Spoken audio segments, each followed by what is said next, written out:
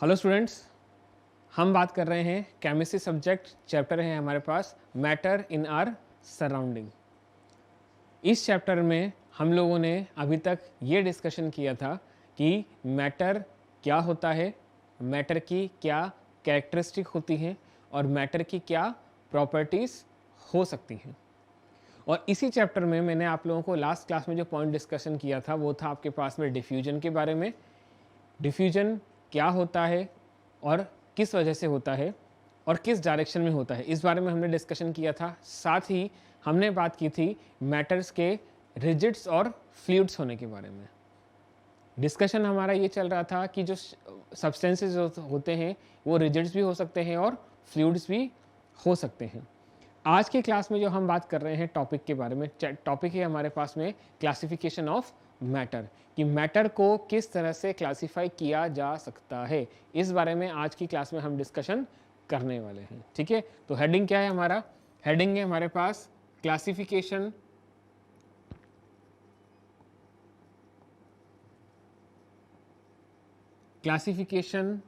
Of matter.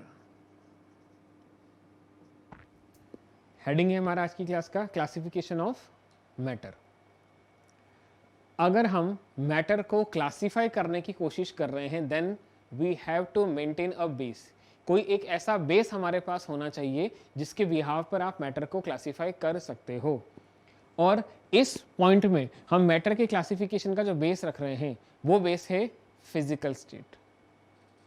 अगर हम matter को फिजिकल स्टेट के बिहाव पर क्लासिफाई करते हैं तो हमारे पास मैटर को टोटल 3 तरह से क्लासिफाई किया जा सकता है: सॉलिड, लिक्विड और gas.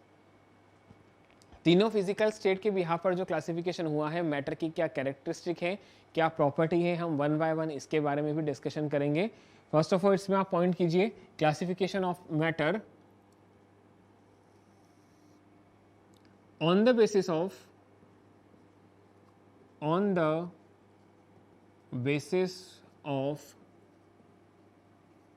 physical state, matter can be classified as, matter can be classified as। First जो फिजिकल स्टेट का क्लासिफिकेशन है वो है हमारे पास में सॉलिड। सेकेंड अगर क्लासिफिकेशन हम करते हैं फिजिकल स्टेट के बिहाव पर तो सेकेंड क्लासिफिकेशन है लिक्विड। और अगर हम थर्ड फिजिकल स्टेट के बिहाव पर क्लासिफिकेशन करते हैं तो वो है हमारे पास में गैस। जनरली हमारे सराउंडिंग में जो भी मैटर मिलता है फिजिकल स्टेट 3 हो सकती है, या तो वो सॉलिड होगा, या वो लिक्विड होगा, या वो गैस कंपोनेंट है। अब हम वन बाय वन इनके बारे में डिस्कशन करते हैं। तो यहाँ पर हमारा फर्स्ट पॉइंट क्या है? Solid.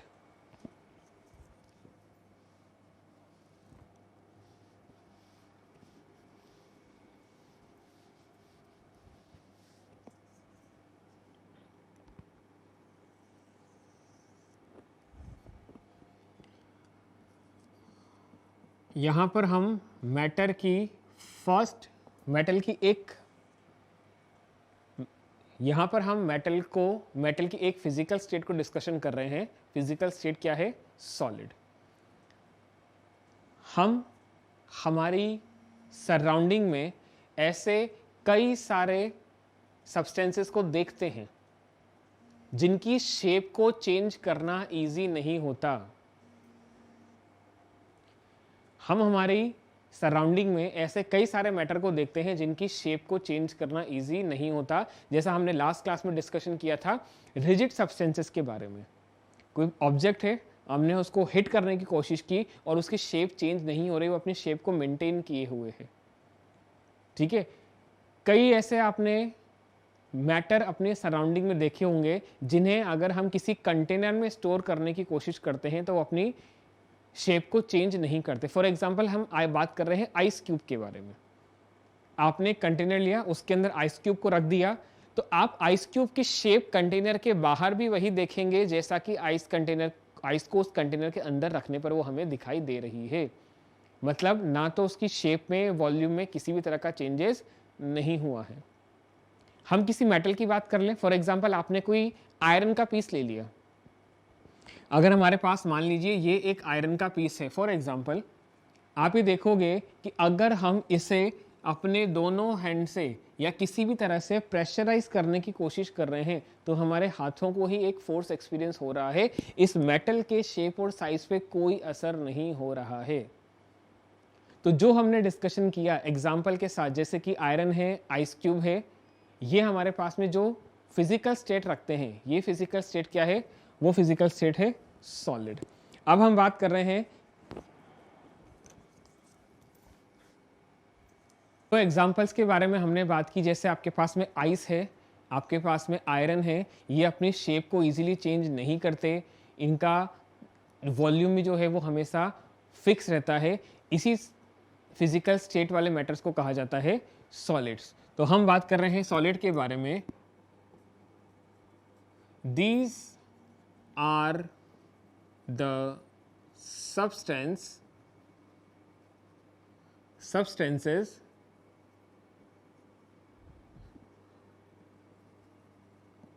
which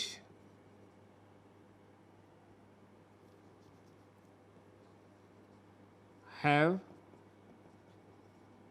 fixed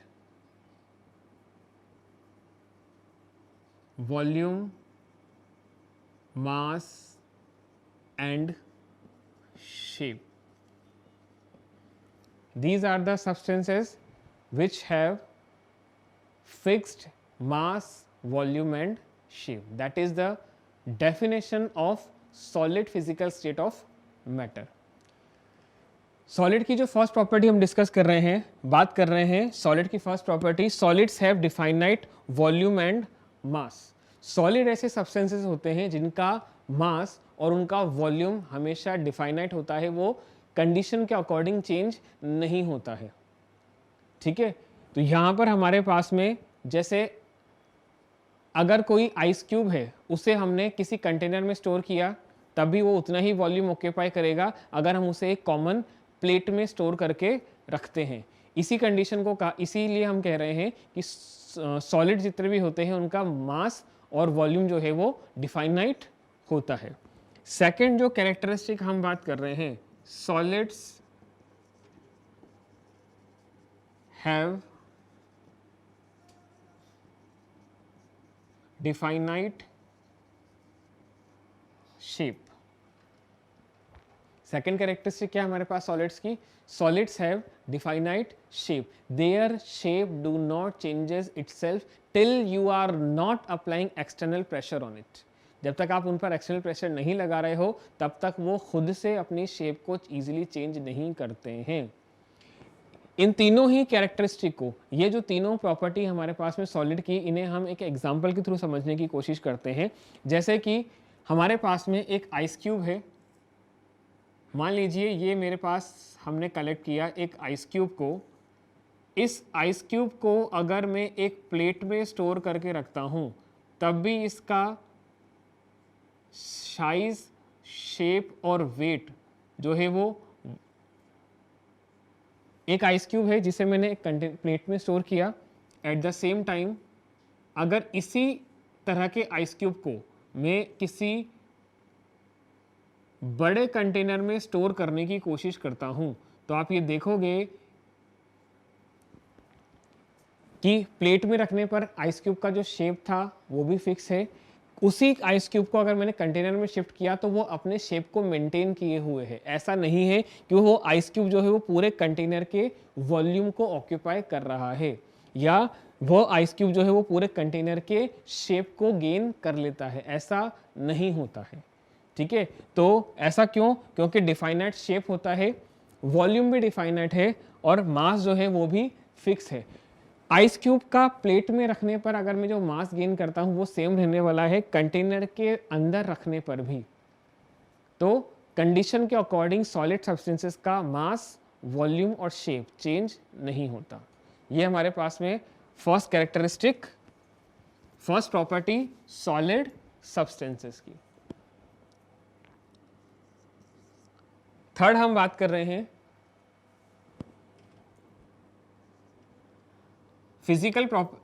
third physical property की हम बात कर रहे हैं,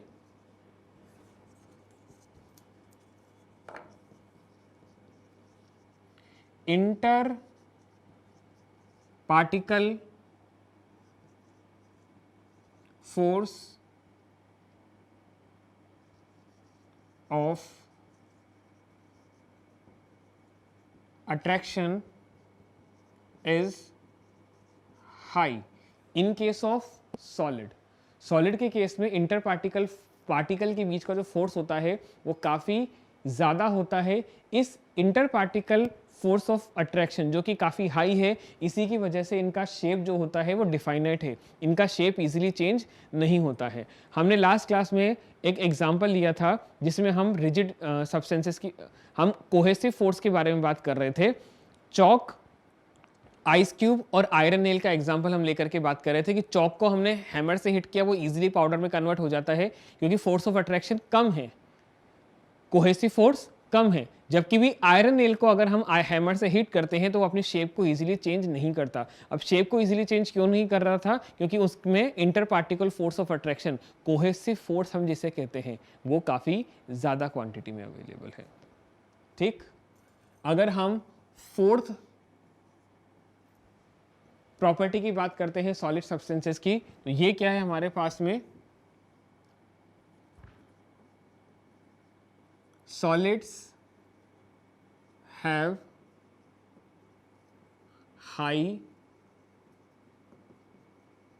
डेंसिटी। अगर आप किसी सॉलिड सब्सटेंस को ऑब्जर्व कर रहे हो तो आप ये देखोगे कि वहाँ पर डेंसिटी जो है वो काफ़ी हाई होती है।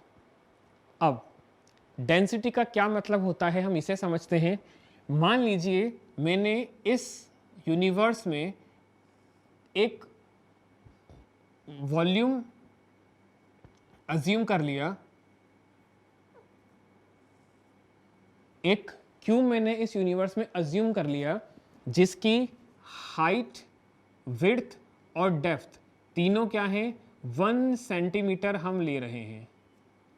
इसकी हाइट, विड्थ और डेप्थ हम कितने ले रहे हैं? 1 सेंटीमीटर। तो इस पूरे क्यूब का वॉल्यूम कितना हो जाएगा? 1 सेंटीमीटर क्यूब। इस पूरे क्यूब का वॉल्यूम कितना हो जाएगा? 1 सेंटीमीटर क्यूब। ऐसा क्यूब मैंने अज्यूम किया जिसकी हाइट, विड्थ और डेप्थ तीनों क्या है? 1 सेंटीमीटर है। तो वॉल्यूम कितना हो गया क्यूब का? 1 सेंटीमीटर क्यूब। ये आपको बात समझ में आ गई? अब हमने सॉलिड के बारे में ये कहा कि दे है inter particle force of attraction is very high. Particle का फोर्स ऑफ अट्रैक्शन बहुत ज़्यादा होता है। इस वजह से अगर मैं किसी सॉलिड सब्सटेंसेस को इस 1 सेंटीमीटर क्यूब के ब्लॉक में रख देता हूँ तो आप ये देखोगे कि नंबर ऑफ पार्टिकल जो हैं वो सॉलिड सब्सटेंसेस के इस क्यूब में बहुत मैक्सिमम क्वांटिटी में आ सकते हैं। इस 1 सेंटीमीटर क्यूब के वॉल्यूम में नंबर ऑफ पार्टिकल सॉलिड के जो है वो हमें बहुत ज़्यादा दिखाई दे रहे हैं।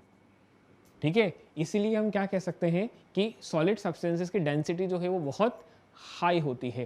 पर यूनिट वॉल्यूम में नंबर ऑफ पार्टिकल सॉलिड के केस में हमें सबसे ज़्यादा मिलते हैं, इसलिए हम इसे क्या कहते हैं? सॉलिड की डेंसिटी जो है वो काफ़ी हाई होती है। ठीक,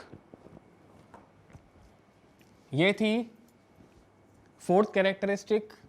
अगर हम नेक्स्ट कैरेक्टरिस्टिक की बात करते हैं, फिफ्थ कैरेक्टरिस्टिक के बारे में, solids have negligible compressibility. Solids have negligible compressibility. Compressibility का मतलब क्या है? एक सैंपल, हम एक एग्जांपल मैं आपको देता हूँ। मान लीजिए ये हमारे पास में स्पॉन्ज है और ये हमारे पास में एक आयरन ब्लॉक है, एक ब्लॉक है आइस का। अगर इस स्पॉन्ज को मैं अपने दोनों हाथों में इस तरह से पकड़ के उसको प्रेस करने की कोशिश करता हूँ तो कुछ टाइम के बाद आप ये देखोगे कि ये जो स्पॉन्ज है ये श्रिंक हो करके बहुत ही नैरो पैसेज में कन्वर्ट हो गया है। इसका शेप जो है वो, जब मैंने इसको कंप्रेस किया तो इसका शेप जो है वो बदल जाता है, ठीक। लेकिन अगर मैं आइस के रेस्पेक्ट में बात करता हूं, आइस को अगर मैं दोनों ही एंड से हाथ से पकड़ के कंप्रेस करने की कोशिश करते हैं तो आइस का शेप चेंज नहीं होता, वो अपनी शेप को बनाए रखता है। इसका मतलब जो पहले ज़्यादा वॉल्यूम ऑक्यूपाई कर रहा था, प्रेशर लगाने से उसके वॉल्यूम में, शेप में, मास में कोई चेंज नहीं हुआ है। हम पहले ही बात कर चुके हैं कि ये एक डिफाइनेट मास, शेप और वॉल्यूम रखता है। तो हमारे पास आइस जो है वो एक सॉलिड का एग्जाम्पल था जहाँ पर कंप्रेसिबिलिटी नेग्लिजिबल है, ये बिल्कुल भी अपनी शेप को प्रेशराइज करने पर अपनी शेप चेंज नहीं करते हैं। देखो हमने जीरो क्यों नहीं कहा, हमने वर्ड यूज किया है नेग्लिजिबल, क्योंकि जो मैंने आपको एग्जांपल दिया है स्पॉन्ज, स्पॉन्ज क्या होता है, हमारे पास एक सेमी सॉलिड सब्सटेंस है। स्पॉन्ज क्या है, हमारे पास एक सेमी सॉलिड सब्सटेंस है। अब सेमी सॉलिड है, आता तो सॉलिड की कैटेगरी में ही है, ठीक है, लेकिन कंप्रेस करने पर इसने अपनी शेप को चेंज किया, क्योंकि भले ये पोरस नेचर का था इस वजह से, ठीक है। तो हम जीरो कंप्रेसिबिलिटी नहीं कहते, हम कहते हैं ये लेस कंप्रेसिबल होते हैं।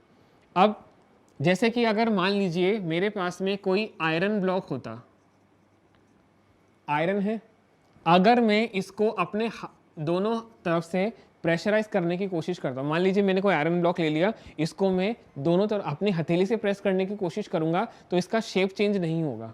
लेकिन अगर मान लीजिए मैंने कोई मैकेनिकल एडजस्टमेंट इस तरह का कर दिया, या मैं इसके दोनों तरफ से इसको हैमर से हिट करने की कोशिश करता हूं, तब आप ये देखोगे इसकी शेप में थोड़ा सा चेंज आ जाएगा, शेप में थोड़ा सा चेंज आ जाता है। मतलब कंप्रेस तो हुआ लेकिन बहुत ही कम अमाउंट में कंप्रेस हुआ। इसलिए हम कह रहे हैं कि जो सॉलिड होते हैं इनकी कंप्रेसिबिलिटी क्या होती है, नेग्लिजिबल। स्पॉन्ज जो एक सेमी सॉलिड है, ये हमारे पास में एक एक्सेप्शनल कह सकते हैं, हम एक एक्सेप्शनल केस आता है, क्योंकि ये सेमी सॉलिड कंसीडर किया जाता है। क्लियर है ये बात? तो solids have negligible compressibility.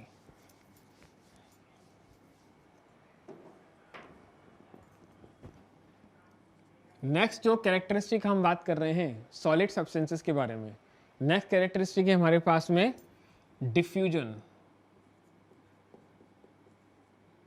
Solids shows very less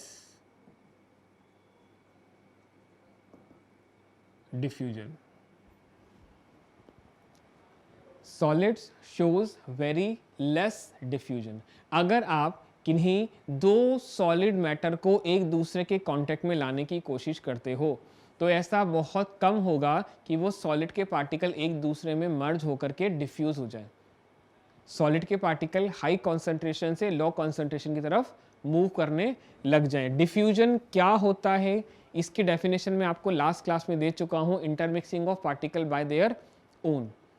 अगर हमने किन्हीं दो सॉलिड सब्सटेंसेस को एक दूसरे के कांटेक्ट में ला दिया, मतलब ये सिर्फ एक दूसरे से फिजिकली टच में है, तो ऐसा नहीं होगा कि ये खुद से ही एक दूसरे से पार्टिकल जो है वो मर्ज हो जाएं और ये एक सिंगल यूनिट बन जाए। ऐसा खुद से पॉसिबल नहीं है, होता है बहुत ही रेयर केस में, बहुत ही स्लो स्पीड से, ठीक है। लिक्विड और गैस के कंपैरिजन में इसमें डिफ्यूजन जो है वो बहुत ही कम होता है।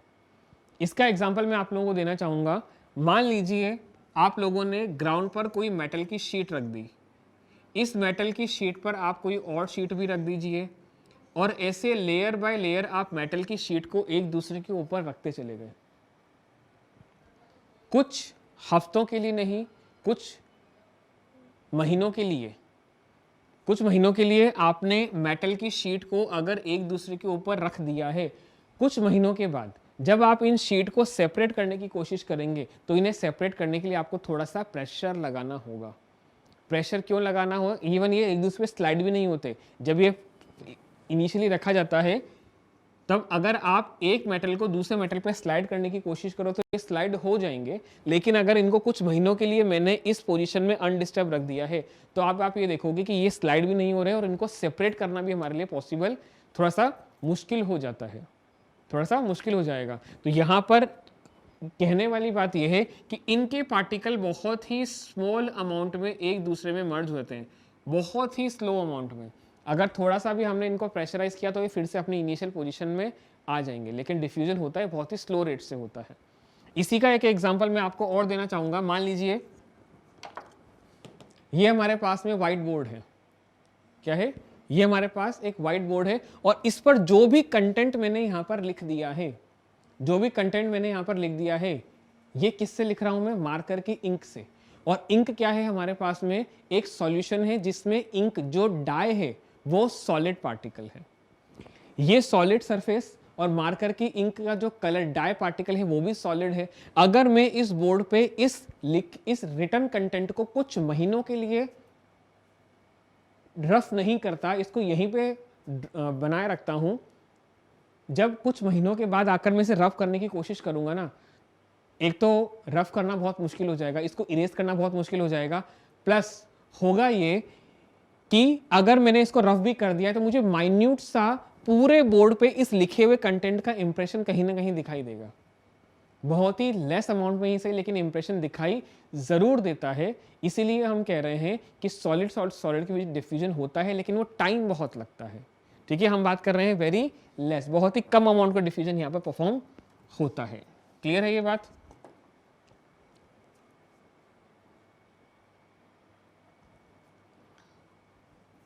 सेवंथ प्रॉपर्टी हमारे पास में है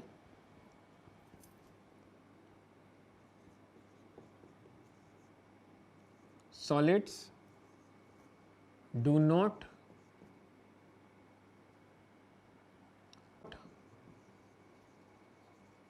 increases in size on heating and cooling. अगर हम सॉलिड सब्सटेंसेस को हीट करते हैं या उन्हें कूल करने की कोशिश करते हैं तो उनके साइज में ज़्यादा कोई फर्क नहीं आता है, क्योंकि साइज और शेप की बात हम पहले ही यहाँ पर कर चुके हैं। सॉलिड के केस में हीटिंग करने पर और कूल करने पर साइज में कोई ज़्यादा फर्क नहीं आता, वो अपनी साइज और शेप को मेंटेन रखते हैं। क्लियर है ये बात? तो ये हमारे पास में प्रॉपर्टी थी। प्रॉपर्टी किसकी? Physical state of matter which is solid.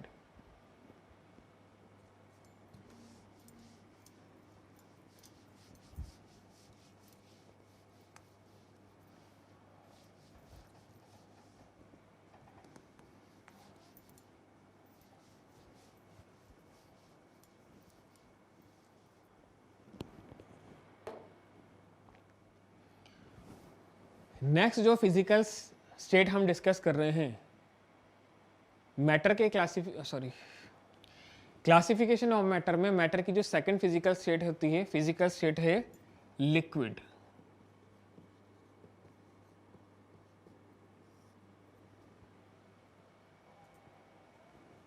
Matter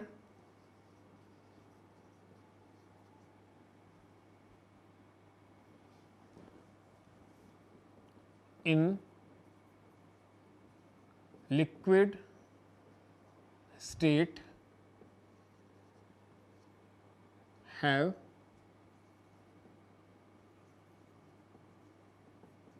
definite mass and volume but not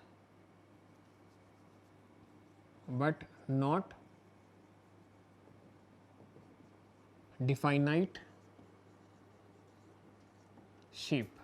Matter in liquid state have definite mass and volume but they do not have fixed shape. For example, we are having water. If I am having 1 liter of water,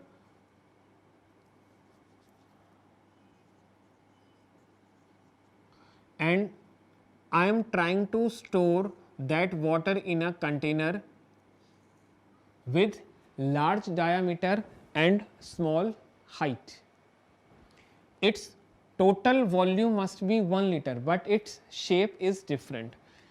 And if I am trying to store this water in a large cylindrical tube, volume of this container is also 1 liter and volume of this tube is also 1 liter.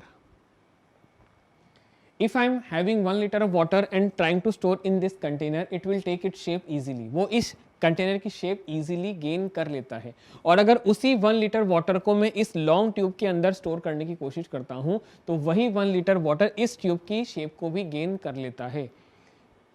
इसीलिए हम कह रहे हैं liquid जो होते हैं वो उस कंटेनर की शेप को इजीली गेन कर लेते हैं जिनमें उन्हें स्टोर किया जाता है. वॉल्यूम और मास यहाँ पर फिक्स है लेकिन शेप फिक्स नहीं होता है. ठीक.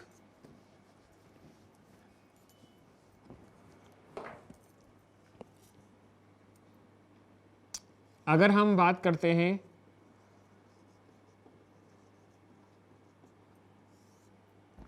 प्रॉपर्टीज के बारे में, लिक्विड फिजिकल स्टेट जो होती है मैटर की, इसकी प्रॉपर्टी के बारे में बात करते हैं, तो फर्स्ट हमारे पास में प्रॉपर्टी है they have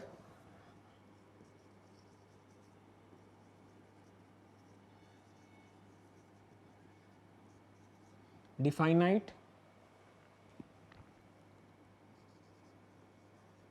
mass and volume. In liquid physical state, matter have definite mass and volume, as I explained you by this example. And second property is they have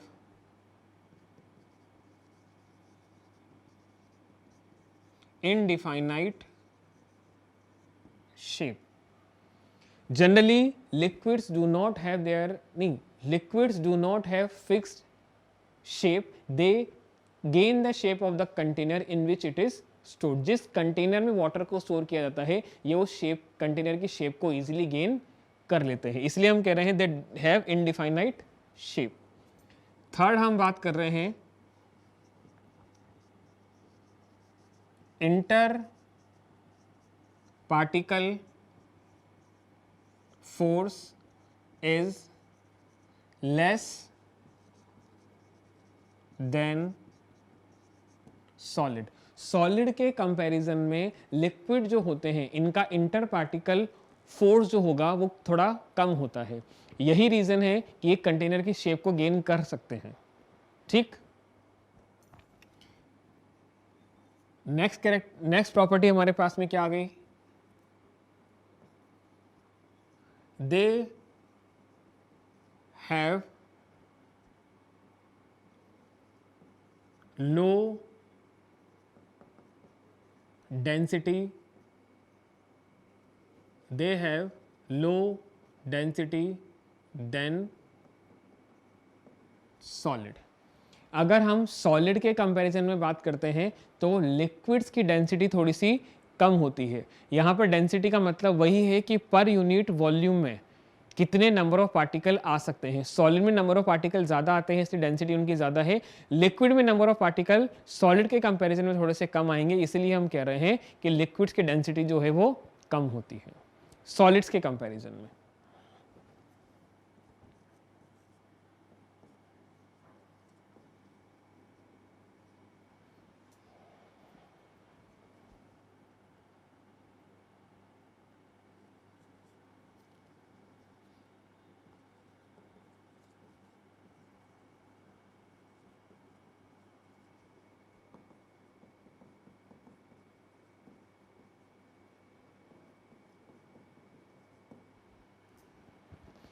अगर हम कंप्रेसिबिलिटी को compare करते हैं solid और liquid के बीच, तो liquid की compressibility solid से थोड़ी सी ज़्यादा होती है. सॉलिड के केस में कंप्रेसिबिलिटी नेग्लिजिबल थी, लेकिन यहाँ पर लिक्विड के केस में inter particle force of attraction जो है वो कम है. इसका मतलब वहाँ पर स्पेस अवेलेबल है और अगर हम उसे कंप्रेस करने की कोशिश करते हैं तो थोड़ा बहुत मार्जिन में उनकी शेप को कंप्रेस किया जा सकता है. मॉलिक्यूल्स को एक दूसरे के पास, मॉलिक्यूल अपने मतलब कंप्रेस करने पर एक दूसरे के पास आ जाते हैं.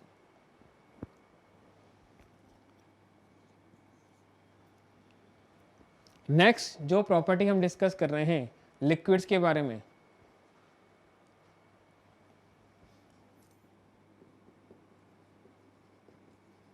Liquids expand on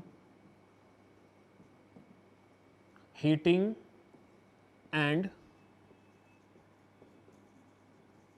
contract on cooling. अगर लिक्विड सब्सटेंस है, आप उसको हीट करते हो तो आप ये देखोगे कि उसका वॉल्यूम जो है वो थोड़ा सा बढ़ जाता है, और अगर हम उसी लिक्विड को कूल करने की कोशिश करते हैं उसका वॉल्यूम थोड़ा सा कम हो जाएगा। अगर हम उसका टेम्परेचर कम कर रहे हैं तो मैं यहाँ पर वाटर को फ्रीज करने की बात नहीं कर रहा हूँ, हम टेम्परेचर कम करने की बात कर रहे हैं। जो कंप्रेसिबिलिटी का पॉइंट था, पार्टिकल एक दूसरे के दूर दूर थे, अगर कंप्रेस करने की कोशिश करते हो पार्टिकल एक दूसरे के पास आ जाते हैं, इसीलिए हम उसको कंप्रेस कर पाए हैं। ठीक यही रीज़न होता है हमारे पास में हीटिंग और कूलिंग के बारे में। आपने हीट किया, पार्टिकल एक दूसरे से दूर जा रहे हैं, वॉल्यूम बढ़ गया, और अगर हम उन्हीं लिक्विड को फिर से कूल करते हैं तो पार्टिकल एक दूसरे के पास फिर से आने लगेंगे, अल्टीमेटली वो कंप्रेसिबिलिटी भी शो कर सकते हैं, इसलिए वो साइज में कॉन्ट्रैक्ट भी हो जाते हैं। और नेक्स्ट प्रॉपर्टी हमारे पास में liquid diffuse faster than solid. अगर हम सॉलिड के कंपैरिजन में लिक्विड्स की डिफ्यूजन की बात करते हैं तो लिक्विड इजीली एक दूसरे में डिफ्यूज हो जाते हैं। आप लोगों ने एग्जांपल भी देखा होगा, अगर हमारे पास में एक ग्लास और 1 ग्लास ऑफ वाटर है, मान लीजिए हमारे पास में 1 ग्लास ऑफ वाटर हमने ले लिया, ये हमारे पास फिल्ड ऑफ वाटर, और आप इसके अंदर सिर्फ एक ड्रॉप फॉर एग्जांपल डिटॉल डाल दीजिए। अगर मैं इस वाटर के अंदर एक ड्रॉप ऐड कर रहा हूं, मैं ड्रॉप किसकी ऐड कर रहा हूं, मैं डिटॉल की ड्रॉप ऐड कर रहा हूं, या किसी फिनाइल को आप ऐड कर दीजिए, कुछ टाइम के बाद आप ये ऑब्जर्व, आपको कुछ नहीं करना, बस आपने एक ड्रॉप इसके अंदर इंसर्ट कर दिया, कुछ टाइम के बाद आप ये देखोगे कि जो वाटर डिटॉल या फिनाइल ऐड करने से पहले कलरलेस था, इसको देखो, जब हमारे पास में सिर्फ वाटर था, ये कंटेंट नहीं था, तो कंटेनर का कलर तो जो था वो कलरलेस है। जब हमने इनको ऐड कर दिया डिटॉल को या फिनाइल को, कुछ टाइम के बाद, कुछ मिनटों के बाद आप देखोगे पूरे ही कंटेनर का जो कलर है वो थोड़ा सा मिल्की कलर हो गया है, मिल्की अपीयरेंस हो गया है, आप यूं कह लो कि उसके अंदर व्हाइट अपीयरेंस आ गया है। ये ऐसा क्यों हुआ था? क्योंकि डिटॉल और फिनॉल ये भी हमारे पास लिक्विड थे, और वाटर जो है वो भी लिक्विड फिजिकल स्टेट ही रखता है रूम टेम्परेचर पे। ठीक है, तो यहां पर हमने बात की कि ये डिफ्यूज इजीली हो जाते हैं, लिक्विड और लिक्विड इजीली डिफ्यूज हो जाते हैं सॉलिड और सॉलिड के कंपैरिजन में।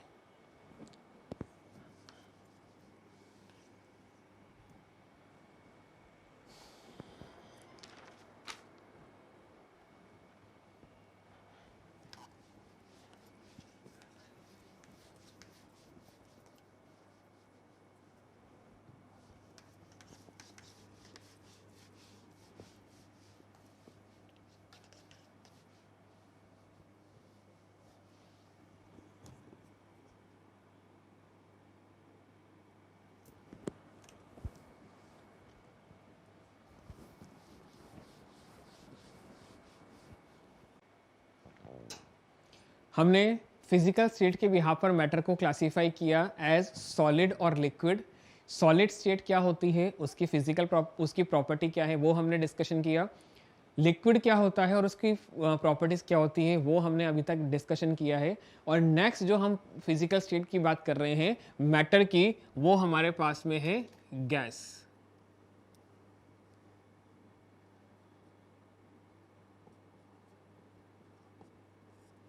थर्ड और इंपॉर्टेंट जो फिजिकल स्टेट हमारे पास में है वो कौन सी है? मैटर की गैस। हमारे अराउंड जो एयर है वो भी गैस है, ठीक है। और एयर की क्या इंपॉर्टेंस है हम जानते हैं, ये हर जगह अपने डायरेक्शंस में फ्लो कर सकती है, हाई टेम्परेचर से लो टेम्परेचर पर एंड सो ऑन। तो हम बात कर रहे हैं गैस के बारे में। There are so many gases available around us, बहुत मतलब कुछ ऐसी गैसेज हैं जो हमारे अराउंड बहुत ज़्यादा क्वांटिटी में अवेलेबल होती हैं, नॉट सो मेनी, लेकिन कुछ गैसेज बहुत ज़्यादा अबंडेंट है और नेसेसरी भी। जैसे आप जानते हैं ऑक्सीजन, नाइट्रोजन, एयर का कंपोजिशन बहुत ज़्यादा क्वांटिटी में गेन करती हैं, इसलिए gas. Matter in gaseous gas state do not have fixed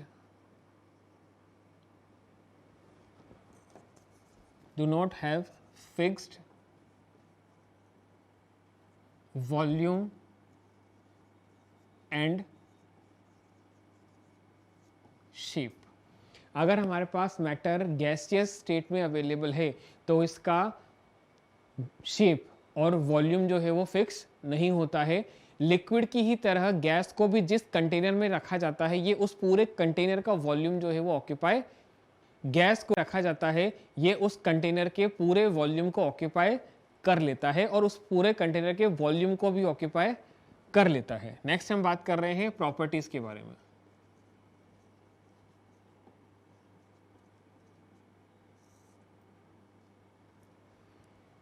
Properties. First property of gaseous substances will be gas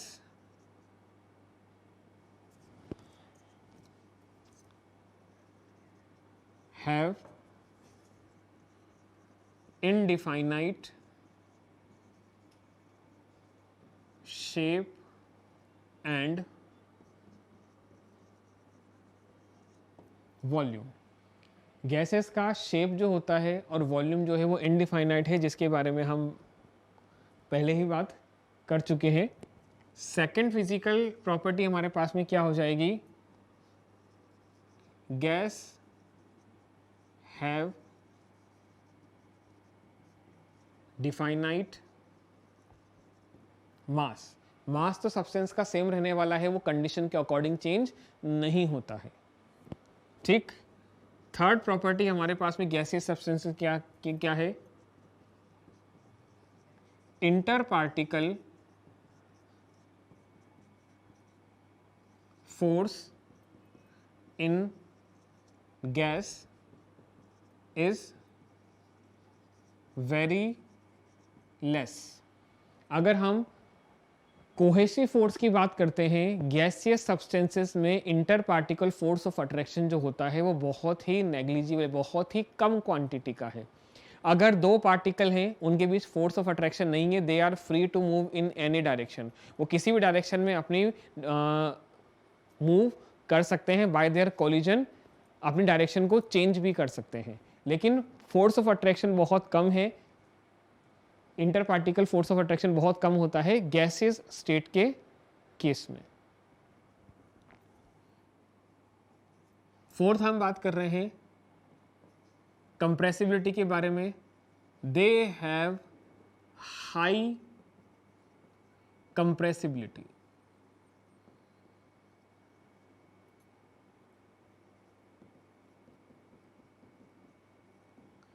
अगर आप किसी कंटेनर में गैस को कलेक्ट करके उसको प्रेशराइज करने की कोशिश करते हैं, मान लीजिए हमारे पास में ये एक सिलेंडर हमने लिया, इस सिलेंडर के अंदर हमने गैस को फिल कर दिया, गैस है तो गैस इस पूरे ही वॉल्यूम, कंटेनर का वॉल्यूम ऑक्यूपाई कर सकती है। मैंने पहले भी आपको डिस्कशन किया था, गैस का वॉल्यूम जो है वो फिक्स नहीं होता है।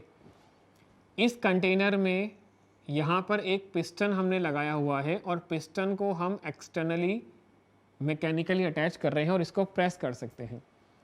कंटेनर में गैस है, ये हमारे पास में T = 0 टाइम पर पिस्टन की पोजीशन है। अगर मैं इस पिस्टन को अपर डायरेक्शन से कंप्रेस करने की कोशिश करता हूँ तो आप ये देखिएगा कि कुछ टाइम के बाद ये पिस्टन जो है एक नई पोजीशन को गेन कर लेता है। T = N पे, किसी n सेकंड के बाद अगर मैं इस कंटेनर में ऑब्जर्व कर रहा हूं तो मैं ये देखता हूं कि कंटेनर का पिस्टन जो है वो तो अपनी डायरेक्शन डाउनवर्ड मूव हो चुका है। t इक्वल टू 0 पे अगर यही था तो पिस्टन की t equal to n position पर ये कंडीशन हो गई।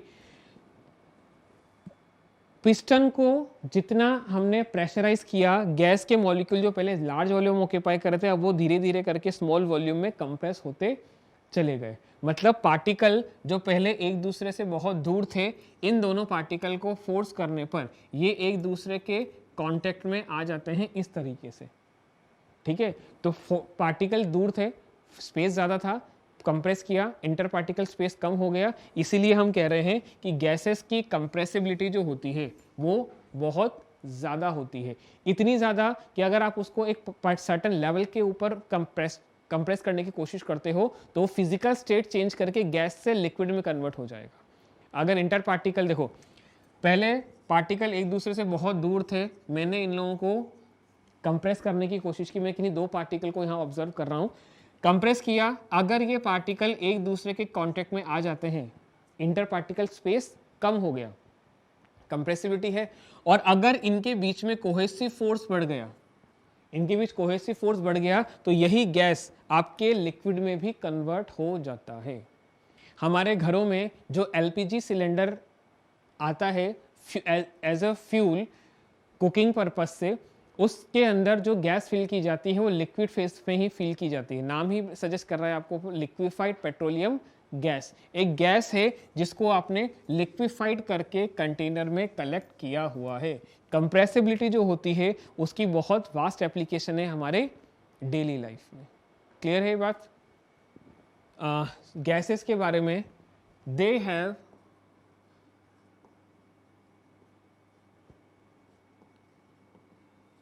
High diffusion. जब मैंने आप लोगों को डिफ्यूजन के डेफिनेशन को समझाया था तब हमने एक एग्जांपल डिस्कस किया था एक कमरे के अंदर परफ्यूम स्प्रे करने के बारे में। ठीक, परफ्यूम की फ्रेग्रेंस जो थी वो भी गैसियस फेज में ही है, रूम के अंदर जो एयर थी वो भी गैसियस फेज में ही है। आपने कुछ नहीं किया, दोनों पार्टिकल एक दूसरे में आपस में मर्ज होते चले गए। पार्टिकल हाई कॉन्सेंट्रेशन से लो कॉन्सेंट्रेशन की तरफ अपने आप फ्लो कर रहे हैं, इंटरमिक्सिंग बाय देयर ओन। आप इसमें कुछ एडिशनल एफर्ट नहीं लगा रहे हो। इसलिए हम कह रहे हैं कि गैसियस सब्सटेंस में डिफ्यूजन जो है वो बहुत ज़्यादा होता है। एक एग्जांपल हमारे पास में ये था। दूसरा, हमने ब्रोमाइन फ्यूम्स और एयर के बारे में डिस्कशन किया था। अगर आपको याद हो, एक टेस्ट ट्यूब थी जिसके ऊपर इन्वर्टेड टेस्ट ट्यूब रखी थी। कुछ टाइम के बाद दोनों टेस्ट ट्यूब में सेम फ्यूम आपको दिखाई दे रही थी जो ब्रोमाइन की थी। मतलब एयर और ब्रोमाइन एक दूसरे में मर्ज हो गए। तो यहाँ पर हम बात कर रहे हैं कि गैसियस सब्सटेंसेस जो होते हैं उनमें डिफ्यूजन जो है वो बहुत ज़्यादा होता है। सिक्स्थ जो प्रॉपर्टी हम डिस्कस कर रहे हैं गैसियस सब्सटेंसेस के बारे में, they have low density. Density के बारे में मैंने आप लोगों को समझाया। हमने डिस्कशन ये किया कि पर यूनिट सेंटीमीटर क्यूब का जो वॉल्यूम होता है उसमें जितने नंबर ऑफ पार्टिकल आ सकते हैं वही उसकी डेंसिटी होती है। तो सॉलिड के केस में डेंसिटी सबसे ज़्यादा थी क्योंकि नंबर ऑफ पार्टिकल सबसे ज़्यादा आ रहे थे। इंटर पार्टिकल स्पेस जो है वो बहुत कम था इसलिए। गैस के केस में इंटर पार्टिकल स्पेस जो है वो बहुत ज़्यादा है, पार्टिकल एक दूसरे से बहुत दूर हैं। इसका मतलब पर यूनिट वॉल्यूम में, मान लीजिए मेरे पास में ये एक क्यूब है जिसका वॉल्यूम मैंने 1 सेंटीमीटर क्यूब मान लिया है। तो इस पर यूनिट वॉल्यूम के ब्लॉक के अंदर नंबर ऑफ पार्टिकल जो है वो बहुत ही कम आ सकते हैं, सॉलिड के कंपैरिजन में बहुत ही नेग्लिजिबल। इसीलिए हम कह रहे हैं कि गैसेस की जो डेंसिटी होती है वो सॉलिड और लिक्विड दोनों से बहुत कम होती है। क्लियर है ये बात? और सेवंथ हमारे पास में प्रॉपर्टी है गैसेस के बारे में, gas also expand on heating. अगर आप गैसेस को हीट कर रहे हो तो हम क्या कर रहे हैं, हीट एनर्जी जो हमने प्रोवाइड की पार्टिकल की, वो उनकी काइनेटिक एनर्जी में कन्वर्ट हो जाएगी, और पार्टिकल की काइनेटिक एनर्जी अगर बढ़ जाती है तो पार्टिकल एक दूसरे से और ज़्यादा डिस्टेंस मेंटेन करने की कोशिश करते हैं। इसीलिए हीट करने पर गैस जो है वो एक्सपेंड होने की कोशिश कर रही है। मैं इसको आपको एक एक्टिविटी के थ्रू एक्सप्लेन करने की कोशिश करता हूँ। मान लीजिए हमारे पास में ये एक ट्यूब है, एक बॉटल है। इस बॉटल के कैप पर मैंने एक बैलून को टाई कर दिया, मैंने एक बैलून बांध दिया, गुब्बारा हमने यहाँ पर बांध दिया। कुछ फिल नहीं किया हमने, इस बॉटल में हमने कुछ फिल नहीं किया था, ये मेटल की बॉटल है, इसमें हमने कुछ फिल नहीं किया, और यहाँ पर भी कुछ फिल नहीं किया। इसका मतलब यहाँ पर क्या है, यहाँ एयर है, और बैलून में भी हमने कुछ फिल नहीं किया, वहाँ पर भी एयर ही थी। अगर इन दोनों को अच्छे से यहाँ पर टाई करने के बाद मैं इस बॉटल को, इस मेटल की बॉटल को एक वाटर टैंक के अंदर, मैंने इसको किस में रख दिया, वाटर के टैंक में, वाटर के टैंक में रखने के बाद मैं इसे नीचे से हीट कर रहा हूँ। हम हीट कर देते हैं तो होगा क्या, ये हीट पहले वाटर को ट्रांसफर होगी, वाटर से मेटल कंटेनर से, मेटल के बारे में आप जानते हो, they are good conductor of heat. ये हीट फ्लेम से वाटर का पास हुई, वाटर से मेटल को, और मेटल से एयर को। कुछ टाइम के बाद आप देखोगे कि ये जो बैलून है ये एक पर्टिकुलर हाइट तक अपनी शेप मेंटेन कर लेता है। ठीक है, तो इसका बैलून का शेप चेंज हो जाना इस बात का इंडिकेशन था कि जो एयर थी बॉटल के अंदर अब वो एक्सपेंड होने की कोशिश कर रही है। एयर एक्सपेंड हो रही है जो कि गैस फॉर्म है हमारे पास में, इसीलिए बैलून जो है, बैलून की वॉल जो कि फ्लेक्सिबल है वो भी एक्सपेंड होने की कोशिश कर रही है, और हम कह सकते हैं कि gas also expand on heating. Clear? ये था हमारे पास में मैटर की फिजिकल प्रॉपर्टी के बारे में, सॉलिड, लिक्विड और गैस क्या होते हैं, ये तीनों फिजिकल स्टेट और उनकी क्या प्रॉपर्टी है, इनके बारे में आज की क्लास में हमने डिस्कशन किया। आज के लिए इतना ही, थैंक यू।